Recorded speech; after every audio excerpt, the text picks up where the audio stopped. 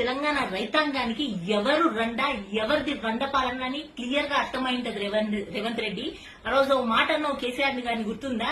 కానీ ఈ రోజు నిరూపించుకున్నావు నువ్వు నీది పాలన అని. ఎందుకంటే ఒక దిక్కు రైతన్న 209 మంది ఆత్మహత్య చేసుకొని చనిపోయిండ్రు.